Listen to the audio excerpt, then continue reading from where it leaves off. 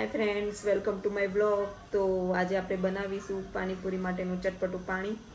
તો લારી પરનું પાણી તો બધાને જ ભાવે છે, તો આપણે એવું જ પાણી ઘરે બનાવીએ. તો ચલો આગળ વિડીયોને દેખીએ.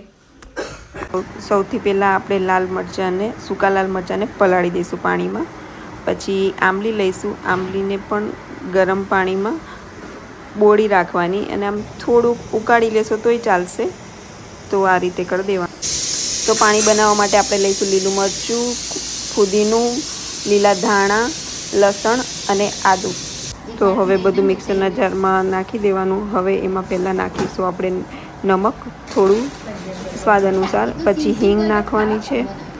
હિંગ નાખ્યા પછી આપણે થોડું જીરું નાખીશું એમાં, અને જીરું નાખ્યા પછી એમાં આપણે થોડો ગરમ મસાલો નાખીશું.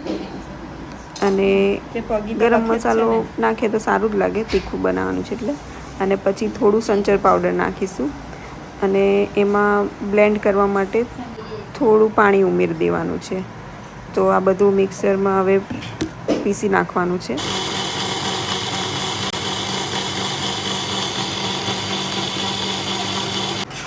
તો આ મિક્સરમાં પીસાઈ ગયા પછી આપણે એક તપેલામાં કે કશાકમાં કાઢી લેવાનું. અને હવે એમાં પાણી ઉમેરીને, આપણે તો બધું જ વાપરી જ નાખવાનું પાણી નાખીને. એટલે પાણી ઉમેરીને જારને સરખી રીતે સાફ કરીને પાણી નાખીને હવે આપણે જે આંબલી બોળી હતી એ એમાં નાખી દેવાનું. થોડું હાથથી બી કરી દેવાનું તો એનો પલ્પ સારી રીતે અંદર જાય. તો ઘણા લોકો આંબલીના બદલે લીંબુ પણ નાખતા હોય છે, પણ લારીવાળા લીંબુના બદલે આંબલીનું પલ્પ જ નાખતા હોય છે. તો હવે આપણે તીખી ચટણી બનાવવા માટે પહેલાં સાબુત મરચાં જે હતા પલાળેલા એ, અને એમાં લસણ ઉમેરીને થોડુંક મીઠું નાખી દેવાનું. અને મીઠું નાખ્યા પછી એને બ્લેન્ડ કરી દઈશું આપણે. તો મિક્સરમાં પીસી નાખ્યા પછી એની લાલ ચટણી થઈ જશે તૈયાર. તો આ થઈ ગઈ છે લાલ ચટણી તૈયાર. તો પાણીપુરીમાં તીખાશ તો હોવી જ જોઈએ. તો હવે જે જારનું હતું એ પાણીમાં નાખી અને થોડું એમાં આપણે જે પાણી બનાવ્યું હતું એમાં ઉમેરી દેવાનું. તો એનાથી તીખાશ અને કલર બી મસ્ત આવી જશે. તો આપણું રેડી છે પાણી ચટપટું, એકદમ લારી જેવું.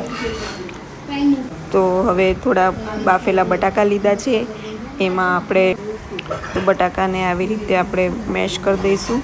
અને પછી એમાં ઉમેરીશું બાફેલા ચણા. અને ચણા નાખ્યા પછી એમાં આપણે નાખીશું થોડુંક આપણે જે ચટણી બનાવી હતી લાલ, એ ચટણી તમે તમારા હિસાબથી નાખી શકો છો. જેટલું તમે તીખું ખાઈ શકો એટલું તીખું નાખી શકો છો. હવે થોડો સંચર પાવડર નાખવાનો એમાં.